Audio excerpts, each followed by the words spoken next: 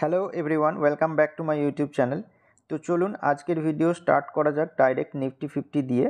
তো দেখুন Nifty fifty আজকে 0.15% বেড়েছে, 34 পয়েন্ট মতো বেড়েছে, ট্রেড করছে 22,402 পয়েন্টে। তো যেটা বলেছিলাম মানে যে চ্যানেলটা ড্র করে রেখেছি সেই চ্যানেলেই কিন্তু ঘোরাঘুরি করছে, মানে অল্প অল্প করে হলেও উপরের দিকে এগোচ্ছে, মানে টুয়ার্ডস 23,000 যাচ্ছে। তো দেখা যাক, এখন যদি এই চ্যানেলের মধ্যে যতদিন আছে কোনো প্রবলেম নেই। তো যদি চ্যানেল ব্রেক করে নিচে আসে তখন অন্যরকম ভাবনা চিন্তা করতে হবে, তাছাড়া কিন্তু এখনও আপওয়ার্ড ট্রেন্ড বজায় আছে, মানে 23,000-এর দিকে নিফটি ফিফটি এগোচ্ছে। তো দেখা যাক নেক্সট ডেগুলোতে কেমন কি পারফরমেন্স দেয়। তো নিফটি ফিফটি ঠিকঠাক যে পারফরমেন্স দিচ্ছে সেইটা নিয়ে বলা হচ্ছে যে ইরান ইসরায়েলের যে কনফ্লিক্ট সেটা সাবসাইডস হচ্ছে, মানে কমছে, মানে ঝামেলা হওয়ার সম্ভাবনাটা ধীরে ধীরে কমছে। সেই কারণে কিন্তু দেখবেন যে আজকে ফোর্থ স্ট্রেট টাইম যেটা গ্রিনে ক্লোজ দিচ্ছে। তো কত পার্সেন্ট কি বেড়েছে, তো দেখুন সেন্সেক্স আজকে জাম্প করেছে 0.2%, দেখতেই পাচ্ছেন, মানে 114 পয়েন্ট মতো। আর নিফটি ফিফটি 0.2%, মানে ওই 0.15%-এর কাছাকাছি বেড়েছে। তো সেইটাই এখানে দেখুন লিখেছে যে both Sensex and Nifty mirrored other global market and ended higher following the de-escalation of tension between Iran and Israel. ডিএসকালেশন মানে যেটা এসকালেট করছিল টেনশনটা, সেইটা কিন্তু হয়নি, কমেছে। ডিএসকালেট মানে এটা হচ্ছে যে টেনশনটা বাড়েনি, কমেছে, যে কারণে কিন্তু ভালো গেন দিচ্ছে 2-3 দিন ধরে নিফটি ফিফটিতে। তো দেখুন local benchmarks turned to corporate earning for market cues. তো এখন দেখুন আর্নিংয়ের সিজন চলছে, তো আর্নিংও মোটামুটি ঠিকঠাক আসছে, যে কারণে কিন্তু Nifty fifty as well as কিছু স্টক ভালো পারফরমেন্স দেখাচ্ছে। তো ওভারঅল সেক্টর পারফরমেন্স আজকে কেমন হলো, তো দেখুন মোটামুটি মেটাল, হেলথ কেয়ার, কনজামশন এগুলো ভালো পারফরমেন্স দেখিয়েছে। এনার্জি গ্রিনে গিয়ে ক্লোজ দিয়েছে, কিন্তু যদি দেখেন automobile, PSU bank, media entertainment and IT এইগুলোর মধ্যে কিন্তু উইকনেস রয়ে গেছে, মানে নেগেটিভে গিয়ে ক্লোজ দিয়েছে।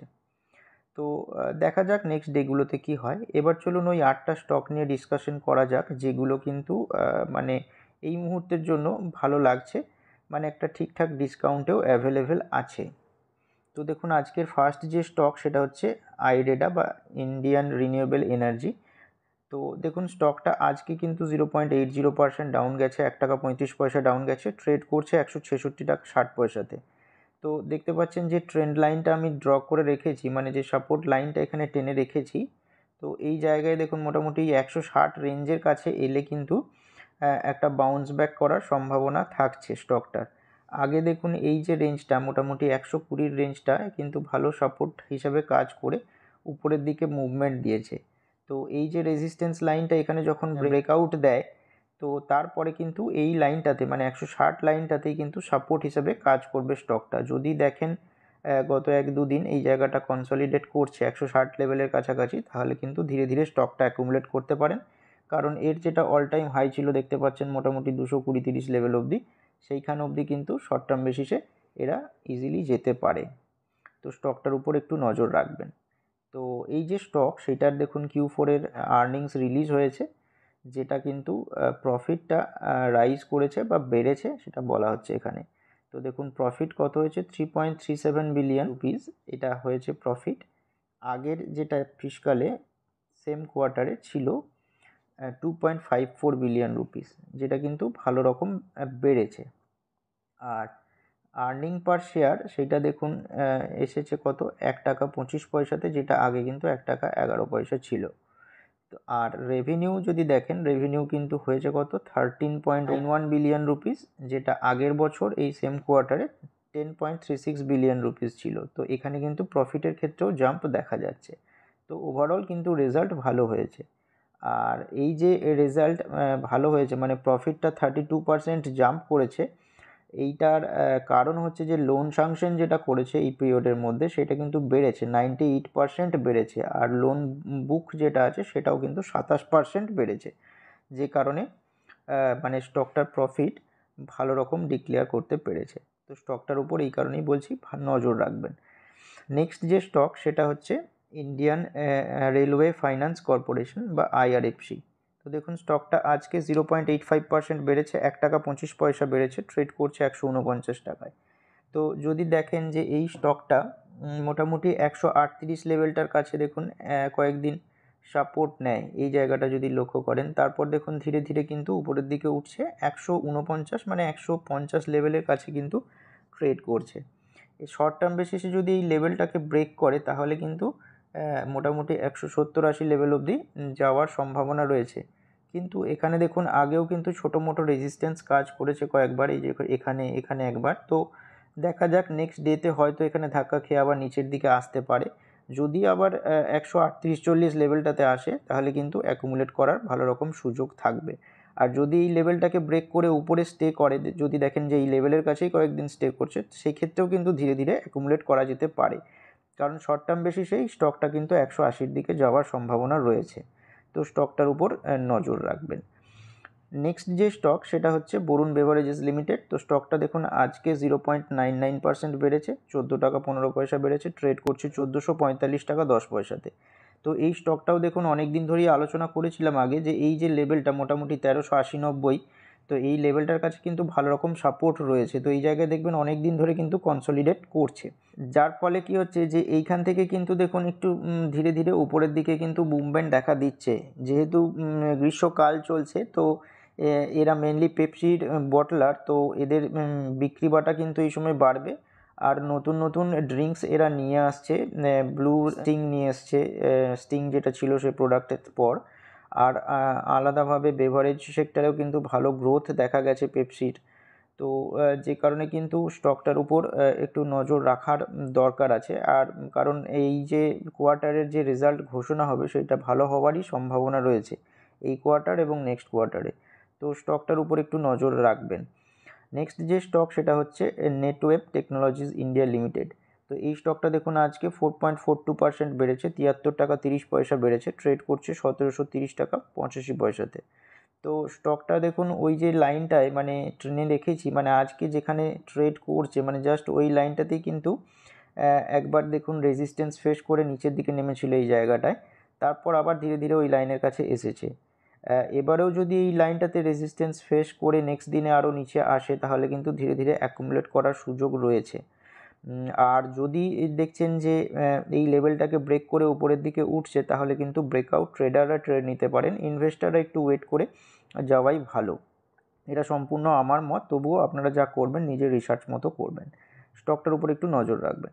নেক্সট যে স্টক সেটা হচ্ছে নিউক্লিয়ার সফটওয়্যার। তো নিউক্লিয়ার সফটওয়্যার আজকে দেখুন 3.97% বেড়েছে, 52 টাকা 45 পয়সা বেড়েছে, ট্রেড করছে 1372 টাকা 55 পয়সাতে। তো এই স্টকটার ক্ষেত্রে দেখুন একটা ইন্টারেস্টিং প্যাটার্ন যেটা আমি দেখতে পেলাম সেটা হচ্ছে যে একটা কাপ উইথ হ্যান্ডেল প্যাটার্ন কিন্তু তৈরি হয়েছে। তো এই যে এইটা হচ্ছে তার কাপ আর এইটা হচ্ছে তার হ্যান্ডেল। তো এই কাপ উইথ হ্যান্ডেল প্যাটার্নের যদি ব্রেকআউট দিতে পারে, মানে এই লেভেলটাকে যদি ব্রেক করে উপরে ওঠে তাহলে কিন্তু ভালো রকম তেজি লক্ষ্য করা যেতে পারে। তো দেখা যাক, এখন একদম ওই ব্রেকআউট লেভেলের গায়েই আছে, মানে একদম ওই পজিশনেই দেখুন আজকে একটু ধাক্কা খেয়ে নিচে নেমে কিন্তু ক্লোজ দিয়েছে। তো দেখা যাক যদি ব্রেক করতে পারে তাহলে কিন্তু ভালো রকম তেজি লক্ষ্য করা যাবে। তো স্টকটার উপর একটু নজর রাখবেন। নেক্সট যে স্টক সেটা হচ্ছে মিসেস বেক্টার্স ফুড স্পেশালিটি লিমিটেড। তো দেখুন স্টকটা আজকে 5.80% বেড়েছে, 63 টাকা 45 পয়সা বেড়েছে, ট্রেড করছে 1157 টাকা 50 পয়সাতে। তো এই স্টকটার ক্ষেত্রেও দেখুন মোটামুটি একটা ওই রকম প্যাটার্নই তৈরি হয়েছে। তো এইটারও যদি ব্রেকআউট দিতে পারে এই লেভেলটার, মোটামুটি 1157-60 এই লেভেলটার যদি ব্রেকআউট দিতে পারে তাহলে কিন্তু শর্ট টার্ম বেসিসে 1270-80 এই লেভেল অবধি যাওয়ার সম্ভাবনা রয়েছে। তো এই স্টকটার উপরেও কিন্তু নজর রাখবেন। নেক্সট যে স্টক সেটা হচ্ছে কেসবস ইন্ডিয়া লিমিটেড। তো এই স্টকটা দেখুন আজকে 0.85% ডাউন গেছে, 9 টাকা 40 পয়সা ডাউন গেছে, 1099 টাকা 10 পয়সাতে ট্রেড করছে।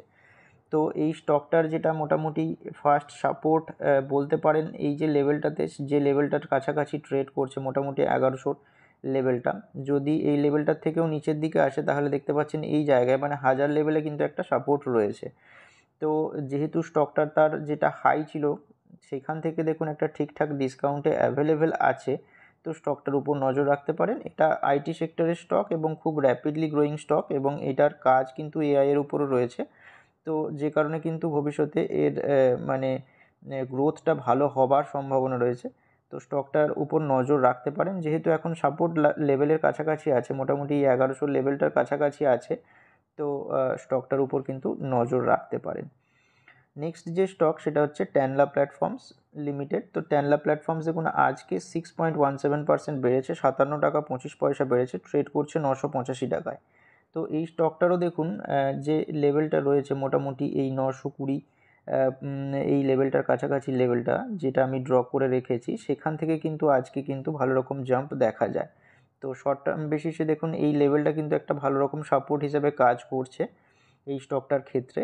তো এই স্টকটা কিন্তু মানে হাই রিস্কি, মানে বাড়ার সময়ও যেরকম র্যাপিডলি বাড়ে, কমার সময়ও কমে, দেখতেই পাচ্ছেন মানে খুব আপ অ্যান্ড ডাউন দেখা যায়। স্টকটার চার্টেও দেখলে যা বুঝবেন যে এখান থেকে দেখুন ভালো রকম একটা আপলিফ্ট হলো, তারপর আবার ধীরে ধীরে এই জায়গায় কনসলিডেট করে আবার ভালো রকম মুভমেন্ট দেখালো, আবার নিচে পড়লো ভালো রকম, তারপর আবার উঠে দেখুন এই জায়গায় কনসলিডেট হচ্ছে। তো স্টকটার কিন্তু আপ ডাউন প্রচণ্ড রকমের বেশি, কিন্তু স্টকটা শর্ট টার্ম বেসিসেও যদি বলেন তাহলে কিন্তু ভালো রকম গেইন দেওয়ার সম্ভাবনা রয়েছে, কারণ এর যেটা অল টাইম হাই মোটামুটি দেখতে পাচ্ছেন 2000 লেভেলের কাছাকাছি ছিল, সেখান থেকে কিন্তু এখন ঠিকঠাক ডিসকাউন্টে অ্যাভেলেবেলও আছে। তো স্টকটার উপর নজর রাখবেন। তো আজকে যে স্টকগুলো আলোচনা করা হলো সেই স্টকগুলো কিন্তু কোনো রকমের রেকমেন্ডেশন নয়, আপনারা স্টকগুলো চার্টগুলোকে নিয়ে একটু দেখবেন, আমি জাস্ট বেছে দিলাম মানে যাতে আপনাদের রিসার্চ করতে একটু সুবিধা হয়।